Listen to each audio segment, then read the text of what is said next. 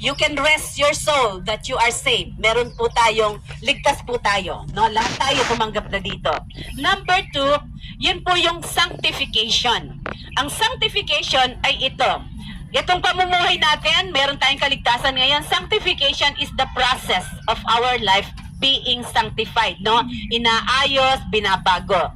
And then, yung pangatlong rest, ano? Ito po yung eternal life. Yung everlasting life with God. So, may rest tayo. Yung dalawa, pinapamuhay natin ngayon. And then, yung pangatlo, yun yung tunay na rest in peace. Yung RIP, rest in peace. Ano po? Kaya lahat ng mga namamatay, hindi totoong RIP, RIP, ano?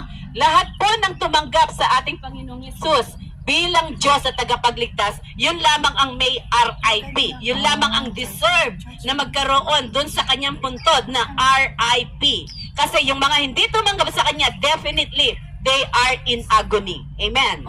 Amen po ba? Okay. So ngayon, anong panawagan ng Panginoon sa atin? Sa verse 28, God is saying the first thing, it is an invitation. Invitation na tayo pong lahat ay lumapit sa Kanya. Lumapit ka sa Kanya, no? Invitation dahil lahat po tayo ay napapagod. Amen? Amen. Kaya nga sabi ng Panginoon, lahat tayo, lumapit kayo sa akin, kayong lahat na nahihirapan. Nahihirapan tayo sa ating mga